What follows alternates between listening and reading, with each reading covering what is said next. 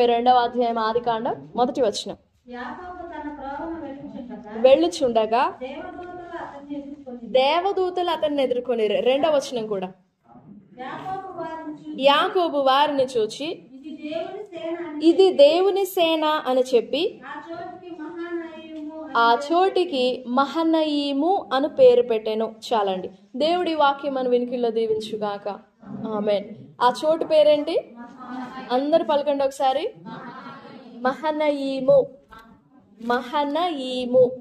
ఈ భాగంలో యాకోబు జీవితంలో జరిగిన సన్నివేశం ఇది. 32వ అధ్యాయంలో ఏముంటది? ఆదికాండం 32లో ఏముంటది? 32 అనగానే మనకేం కనపడుతుంది? యాకోబు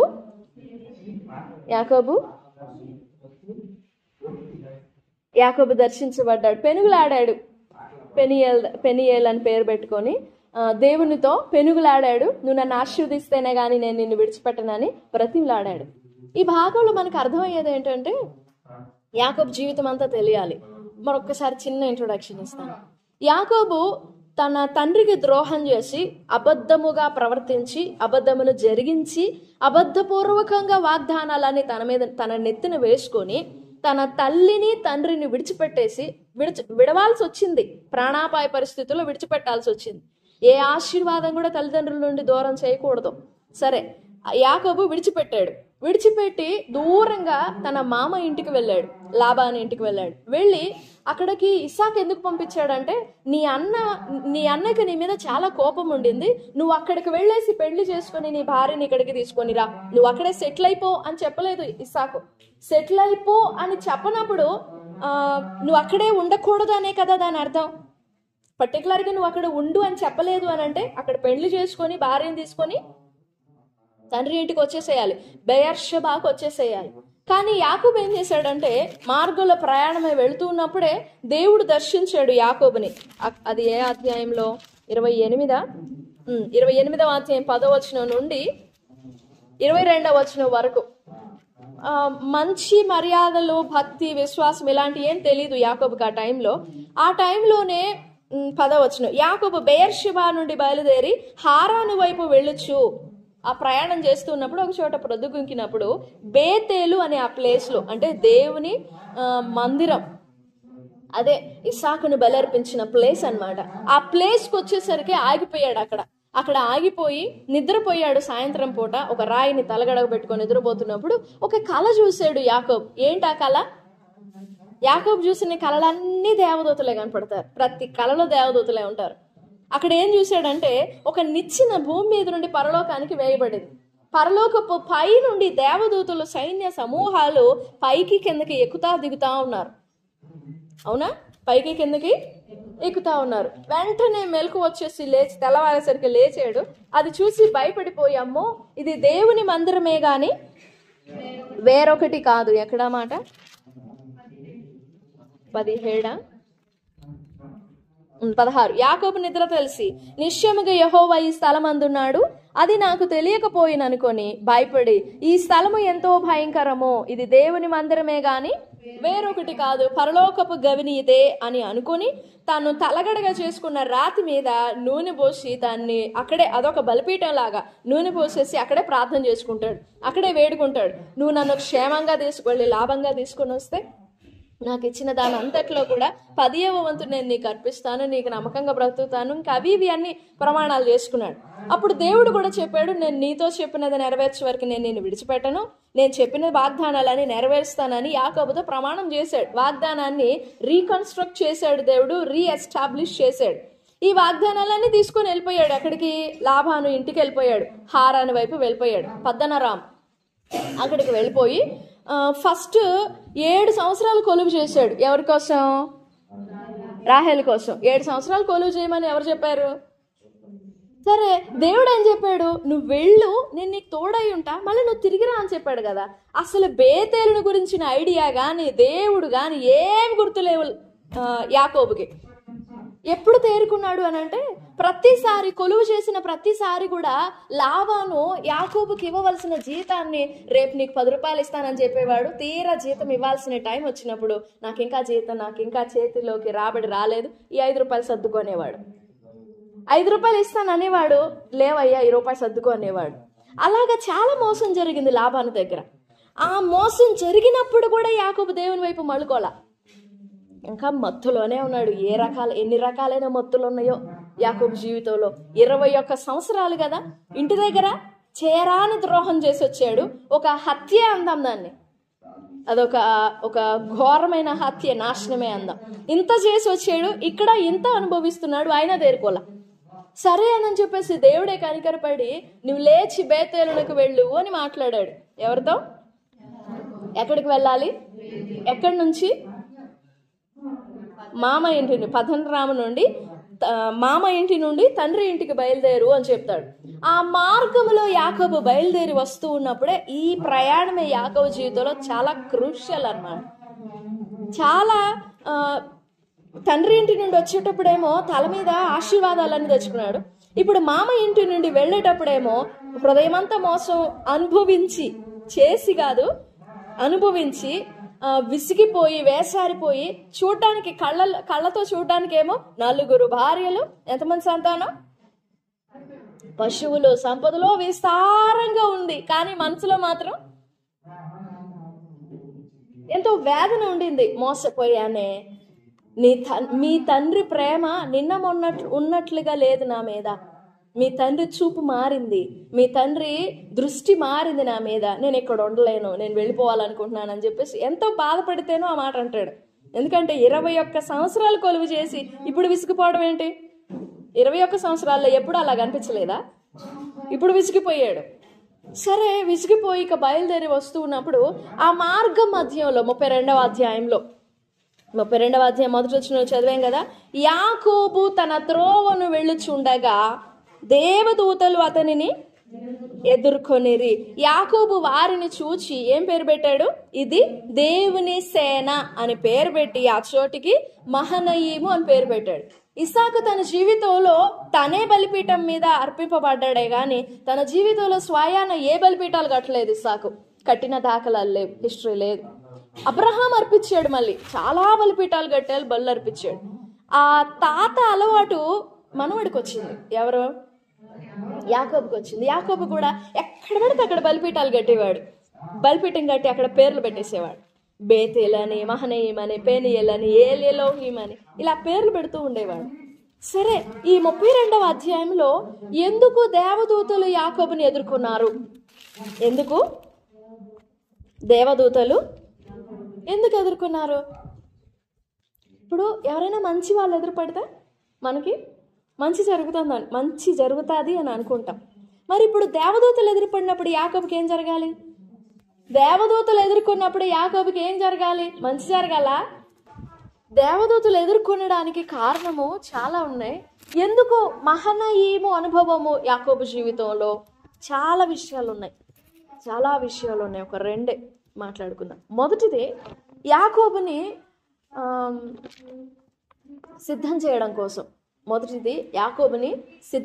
కోసం. 2, యాకోబుని నూతనపరచడం కోసం. మొదటిది యాకోబుని సిద్ధం చేయడము అని అంటే, దేవదూతలు ఎదుర్కొన్న తర్వాతనే యాకోబుకి పెద్ద సమస్య వచ్చి పడింది. జీవిత భయం అంతా అప్పుడే వచ్చి పడింది. ఏంటా భయం? 21 సంవత్సరం క్రితం, 21 సంవత్సరాల క్రితం, 20 సంవత్సరాలు అంటే మాటల ఎన్ని మారిపోతాయి, చెట్లు మారిపోతాయి, అన్ని పరిస్థితులన్నీ మారిపోతాయి కదా. 21 సంవత్సరాల క్రితము తను చేసిన హత్య, తను చేసిన దొంగతనము ఇప్పుడు వెతుక్కుంటా వచ్చింది. ఏశావు వస్తున్నాడు అని వినపడింది. దేవదూతలను చూసి మరి ఎంత సంబరపడి ఉంటాడో. ఏశావు వస్తున్నాడు అనగానే మొత్తం ఆ ధైర్యం, బలం కాస్త నీరు గారిపోయింది. ఇదేంటి, నేను దేవదూతలను చూసిన తర్వాత నాకు మంచి జరగాలి కదా, నాకు అంతా శుభం కార్డు కదా, అది శుభం జరగాలి కదా, ఇదేంటి చంపడానికి వస్తున్నారేంటి? అయినా ఇప్పుడే ఎందుకు రావాలి? ఇన్ని సంవత్సరాలు ఆడిపోయాడు మా అన్న, ఇప్పుడే ఎదుర్కొనడానికి వస్తున్నాడు, ఇప్పుడే పంపిస్తున్నాడు ఏంటి దేవుడు? ఖచ్చితంగా నన్ను చంపడానికే. భయపడిపోయాడు. యాకోబు జీవితంలో ఈ ఘటన, దేవదూతలు ఎదుర్కొన్నప్పుడు దేవుని ప్రత్యక్షత, ఆ డివైన్ ఎన్కౌంటర్ అందాం దాన్ని. మహనయీం అంటే గాడ్స్ ఆర్మీ అన్నమాట. అది గాడ్స్ క్యాంప్ అన్నమాట. మహనయీము అని అంటే 2 గుంపులు అని అర్థం వస్తుంది, సేనలు అని అర్థం వస్తుంది, కానీ గాడ్స్ క్యాంప్ అని ఉంటుంది హీబ్రూలో, ఆర్ గాడ్స్ ఆర్మీ అని ఉంటుంది. ఈ అనుభవము యాకోబు జీవితంలో జరగకపోతే, యాకోబు హృదయపు లోతుల్లో నుండి, జీవిత అట్టడుగు భాగంలో నుండి శుద్ధపరచబడేవాడు కాదు. అట్టడుగు భాగంలో నుండి శుద్ధపరచబడేవాడు కాదు. ఎప్పుడైతే తన అన్న చంపడానికి వస్తున్నాడు అని అర్థమైందో అప్పుడు జ్ఞాపకం వచ్చినాయి అన్నీ, ఒక్కొక్కటి బయటపడతా ఉన్నాయి. అరే నేను ఎంత ద్రోహం చేశాను కదా, ఖచ్చితంగా చంపుతాడు అనుకొని అప్పటికి కూడా యాకోబులోని ఆ సినిస్టర్ మైండ్ ఏమనాలి, దాన్ని ఆ మైండ్ సెట్ని ఏమనాలి, ప్లానింగ్ స్కీమింగ్ మైండ్ అనమాట. కుట్రపూరితమైన మనసు. తన అన్న రావలసిన దీవెనుల ఆశీర్వాదాన్ని పొందుకోవడానికి ఈ చేతుల వరకే, మళ్ళీ ఇదంతా ఖాళీ, ఈ చేతుల వరకే. తండ్రి తడిని చూసేది ఇక్కడే కదా, అందుకని ఇక్కడ వరకే చర్మం కప్పుకున్నాడు. ఇంకెక్కడన్నా పట్టుకుంటాడు, మెడ మీద పట్టుకుంటాడేమని చెప్పేసి ఒట్టి మెడ మీద ఈ చేతుల వరకే, మిగతా బాడీ అంతా మామూలే. ఎంత కుట్రపూరితమైన మనసు అది. తల్లి నేర్పించింది అనుకోండి. అది చావలా యాకోబు జీవితంలో. చావక ఏషో వస్తున్నాడు అనగానే, అప్పటికి ఎంతమంది సంతానం యాకోబుకి? 12 మంది కదా. కుమారులు, భార్యలు, 2 భార్యలు 2 దాసీలు కదా. తనకు బాగా ఇష్టమైన భార్య ఎవరు? లేయా, రాహేల్ కదా. ఇప్పుడు ఏషావు వస్తున్నప్పుడు, దగ్గరగా వస్తున్నప్పుడు ఆ ఎదురు కోపంగా ఉండి ఉంటే, పగ ప్రతీకార బుద్ధితో ఉండి ఉంటే వరుసగా అందరిని చంపుకుంటూ నా దాకా రావాలి. ఈ లోపల ముందు ఎవరిని పెట్టాలి? అర్థమైందా? ముందు ఎవరిని పెట్టాలి? బలహీనమైనది కదా, జబ్బు కండలేదు కదా, అలా పెట్టాలనుకున్నాడు. పశువులు, సంపద, దాసీలు, గొర్రెల మందలన్నీ ముందుగా పెట్టి ఆ తర్వాత లేయా దాసిని పెట్టాడు. పోతే ఆమె అనుకుంటా. లేయా దాసి తర్వాత తర్వాత రాహేలు దాసి, తర్వాత లాస్ట్లో పెట్టుకున్నాడు రాహేలుని. కానీ విషయం ఏంటంటే, ఎంత గట్టిగా భద్రం చేయాలనుకున్నాడో, ఎవరినైతే భద్రం చేయాలనుకున్నాడో వాళ్ళనే పోగొట్టుకున్నాడు. అదే జర్నీలో ఎంత భద్రం చేయాలనుకున్నాడో, రాహేల్ని ఎంత ప్రేమించాడో ఏమైపోయింది? తండ్రి ఇంటికి చేరక ముందు చనిపోయింది. మార్గం మధ్యలోనే బెనోనిని కంటూనే ప్రసవిస్తూనే చనిపోయింది. అందుకే దుఃఖపుత్రుడు అని పేరు పెడుతుంది. ఈ ప్రయాణంలో నేను ఇంత బ్రతికి ఈ మార్గంలో చనిపోవడం ఏంటి అని చెప్పేసి కనలేక ఆ బాధపడుతూ దుఃఖపుత్రుడు బెన్ ఎనోని అని పేరు పెడతాడు. ఆ తర్వాత బెన్యామీన్ అని పేరు పెట్టుకుంటాడు యాకోబు. ఎంతో ప్రేమించింది. తర్వాత రాహేలు కుమారుడు కదా ఎవరు? యోసేపుని కూడా చాలా బాగా ప్రేమించాడు. ఈ మార్గం మధ్యలోనే యోసేపు కూడా అమ్మివేయబడ్డాడు. కానీ యాకోబుకి ఏం వార్త వచ్చింది? నీ కుమారుణ్ణి క్రూర మృగాలు, అసలు ఎట్టగా ఇచ్చారు చూడండి, వాళ్ళు తిరగని దారులాయి. యాకోబుకి తెలియని ప్రయాణమా, ఎక్కడి నుంచి వచ్చినాయో మరి క్రూర మృగాలు వచ్చి కుమారుని చీల్చేసినాయి అని చెప్పారు. ఎంత వేదన ఉంటుంది మనసులో. 21 సంవత్సరాలేమో అక్కడ, ఇంకా ఈ మిగిలిన శేష జీవితం అంతా ఏడుపే. నా కొడుకు లేడు, నా భార్య లేదు, కొడుకు లేడు, భార్య లేదు. ఉన్నారు 11 మంది దాకా ఉన్నారు కదా, మరి వాళ్ళంతా బిడ్డలు కాదా? వాళ్ళు మనుషులు కాదా? కానీ మనసంతా ఎక్కువ పెట్టుకున్నాడు కదా. అందుకే దేనిని గట్టిగా పట్టుకున్న ప్రయత్నించకూడదు. మనం ఎంత గట్టిగా పట్టుకుంటామో అదంతగా జారిపోతుంది. సో ఎప్పుడు అలా చేయకండి. ఎంత గట్టిగా పట్టుకోవాలని ప్రయత్నిస్తావో నీ చేతుల్లో నుండి జారిపోతుంది అది. ఇప్పుడు నీళ్ళల్లో చేపలు ఉంటాయి, గట్టిగా పట్టేసుకోవాలనుకుంటే ఏమైంది? అసలు ఎంతో బలవంతం ఉపయోగించి పట్టుకోవాలనుకుంటాం, కానీ అలాగనే మనం దాచిపెట్టే ప్రయత్నాలు అలాగుంటాయి. అది మన ఆస్తి అయినా, మన డబ్బు అయినా, మన ప్రాణమైన, మన ఆరోగ్యమైన, ఏదైనా కానీ సరే. యాకోబు జీవితంలో ఈ ప్రయాణ మార్గంలో యాకోబులోని తత్వాలన్నీ బయటికి కక్కేయాలి. యాకోబు పేరు ఎలా మార్చబడింది? ఏం పేరు మార్చబడింది? ఇశ్రాయేల్ అంటే అర్థం దేవునితో పోరాడి గెలిచినవాడు. ఇప్పుడు దేవునితో పోరాడి గెలిచిన వాని స్వభావం ఎలాగుండాలి? ఇప్పుడున్న యాకోబు స్వభావం ఎలాగుంటుంది? ఈ రెండిటికి ఏమైనా పొంతన కుదురుతుందా? ఒక రవ్వ కూడా కలవదు. కానీ ఈ మోసగాని తత్వంలో నుండి ఈ దేవునితో కూడా పోరాడేంత ధైర్యంలోనికి, దేవునితో పోరాడేంత యథార్థ హృదయంలోనికి, దేవునితో కూడా పోరాడి గెలిచేంత పరిశుద్ధతలోనికి ఈ యాకోబు అనబడిన ఈ వ్యక్తిని, మోసగాడు, కుట్రలు బన్నేవాడు, మోసం చేసేవాడు, ఈ మనసు గల వ్యక్తిని శుద్ధమైన వానిగా ట్రాన్స్ఫార్మ్ చేయాలి. అందుకు మహనయీము అనుభవము. ఎప్పుడైతే ఆ దూతలను ఎదుర్కొన్నాడో లోపల నుంచి ఒక్కొక్కటి దేవుడు తవ్వుతా ఉన్నాడు. లోపల దాగి ఎక్కడో అట్టడుగు భాగంలో ఉండింది ఏశావుకు చేసిన ద్రోహం.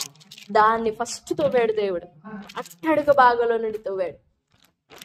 ఆ స్వభావం పూర్తిగా చచ్చిపోక వాళ్ళందరిని ఎదురు పెట్టేసి, లేయా దాసి, రాహేల్ వీళ్ళందరిని పెట్టేసి, వీళ్ళందరిని పెట్టి అప్పుడు కూడా ధైర్యం చాలక ఎబ్బోకు రేవు దగ్గర మిగిలిపోతాడు ఒంటరిగా. సరే ఇవంతా కాదులే గాని దేవుని దగ్గరికి పోయి ప్రార్థన చేద్దాం. ఇందాక దేవదూతలు కనపడ్డారు కదా, వాళ్ళు ఇక్కడ ఎక్కడన్నా ఉంటారేమో, కొద్దిగా ప్రార్థన చేద్దాము అనుకొని మోకరిచ్చి ప్రార్థన చేస్తా ఉంటాడు. దేవా, నాకు ఎన్నో ఆశీర్వాదాలు ఉన్నాయి, అయ్యే శాశ్వతం అనుకున్నా. ఎన్ని ప్రార్థనలు వచ్చినాయి ఆ టైంలో. మనిషి నిజంగా ఆపద వచ్చినప్పుడు ట్రూ నేచర్ కనపడుతుంది కదా, అస్సలైన రంగు బయటపడుతుంది అంట. అప్పుడు బాగా ప్రయత్నించాడు. ఎలా ప్రయత్నిస్తూ ఉన్నాడు కాబట్టి, తను పశ్చాత్తాపడ ప్రయత్నిస్తున్నాడు కాబట్టి దేవుడు కూడా చాలా సహాయపడ్డాడు. చాలా సహాయపడి పెనుగులాడుతూ ఉన్నాడంట. ఒక్కసారి అట్ట విదిలిస్తే పడిపోతాడు యాకోబు, కానీ దేవుడు పన్నీలా. తెల్లవారేంత వరకు దేవునితో యాకోబుతో గెలవలేకపోయాడా దేవుడు? కాదు, గెలవలేకపోవడం కాదు. అలా యాకోబుని గెలిపించడానికి, యాకోబును నిలబెట్టడానికి, మోసపూరితమైన మనసు కాదు, యథార్థ స్వభావముతో యాకోబు నిలదొక్కుకోవడానికి దేవుడు అట్లా పెనుగులాడుతా ఉన్నాడంట. బాక్సింగ్ లాగా పెనుగులాడుతా ఉన్నాడు. ఒక దెబ్బ కొట్టేస్తే యాకోబు పడిపోతాడు, కానీ దేవుడు అలా కొట్టలా. యుద్ధం ఆడనిచ్చాడు, పోరాడనిచ్చాడు, పెనుగులాడ అనుమతినిచ్చాడు దేవుడు యాకోబుకి.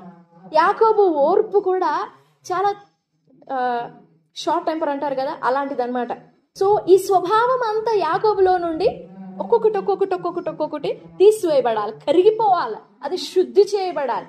అలా శుద్ధి చేయాలంటే ఒక్క నిమిషం అట్లా ఫైట్ చేసి యాకోబుని కింద పడేస్తే దేవుడు గెలుస్తాడు, కానీ గెలుస్తాడా? యాకోబు గెలవడు. అందుకు యాకోబును గెలిపించడానికని దేవుడు అక్కడ ఆ యబ్బోకు రేవు దగ్గర పెనుగులాడుతా ఉన్నాడంట.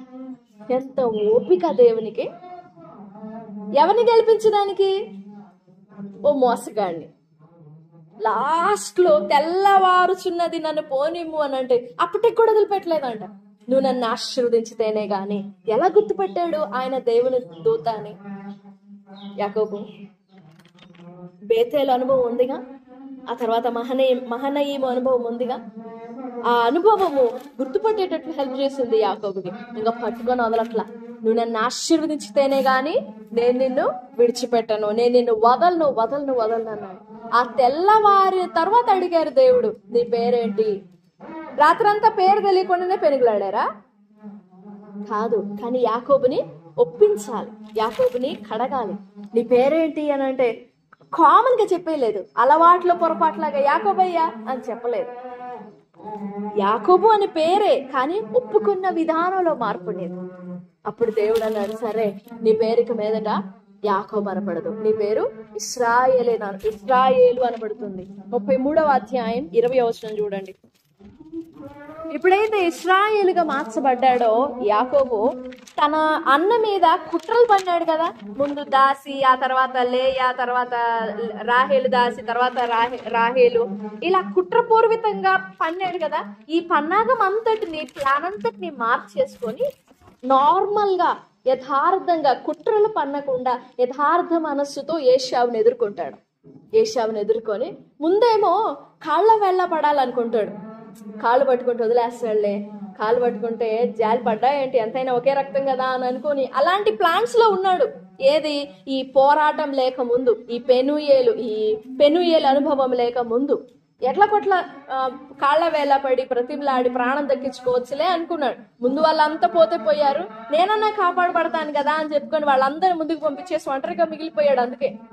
కానీ ఎప్పుడైతే ఈ ప్రత్యక్షత కలిగిందో, ఈ 33వ అధ్యాయంలో మీరు ఆ అధ్యాయం అంతా చదివి చూడండి. ఈ 33వ అధ్యాయంలో యాకోబు ట్రీట్మెంట్ మారుతుంది. ఏశావుతో సంభాషించే విధానం మారుతుంది. కాళ్ళ వేళ పడట్లా. ఇప్పుడు దేవునితో పోరాడే ఒక టీవీ ఏర్పడింది, ఓ ధైర్యం ఏర్పడింది, ఓ రాయల్ హుడ్ ఏర్పడింది యాకోబులో. నా దగ్గర ఉన్నాయిలే, నువ్వే ఉంచుకో అని అంటే దేవుడు నాకు తగినంత ఇచ్చాడు, నువ్వే ఉంచుకో అంటాడు. మొత్తం 33వ అధ్యాయంలో మొత్తం మారిపోతుంది.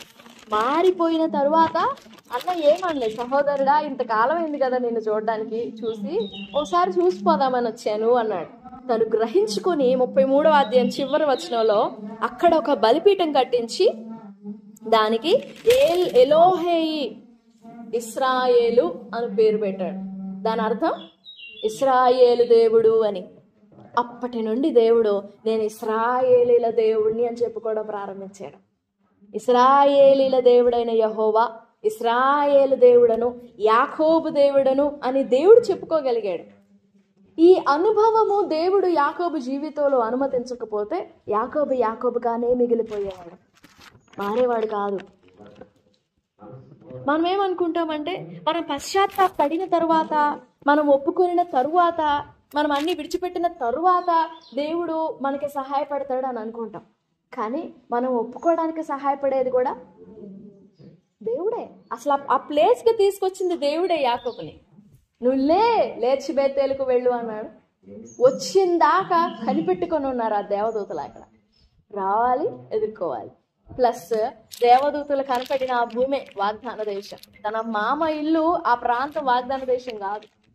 వాగ్దాన దేశంలోకి అడుగు పెట్టగానే దేవదూతలు సాగరంగా ఆహ్వానం వెలిగారు, ఇన్విటేషన్ ఇచ్చారు, వెల్కమ్ చేశారు యాకోబుని. This is your promise land, ఇదే నీ వాగ్దాన దేశం, దీన్ని సొంతం చేసుకో నువ్వు. మన జీవితాల్లో కూడా ఈ మహనయీము అనుభవము, పెనూయేలు అనుభవము చాలా అవసరం. దేవుణ్ణి వెదికే స్థలము యబ్బోకు రేవు, కానీ దేవుణ్ణి చూచిన స్థలం పెనూయేలు. వెదికాడు యబ్బోకు రేవు దగ్గర, కానీ అనుభవం మారింది. ఇప్పుడు పెనూయేలు అని పేరు పెట్టాడు, దేవుణ్ణి చూచాడు. నిజంగా మన జీవితాలలో ఈ ప్రత్యక్షత మనకి చాలా అవసరమైంది. నిజంగా మనం లోతుగా కడగబడుతున్నామా, లోతుగా సరిచేయబడుతున్నామా? ఈ చెడ్డ దినాల్లో, ఈ చివరి దినాల్లో భ్రమపరచు ఆత్మలు ఎక్కువగా పనిచేస్తున్నాయి.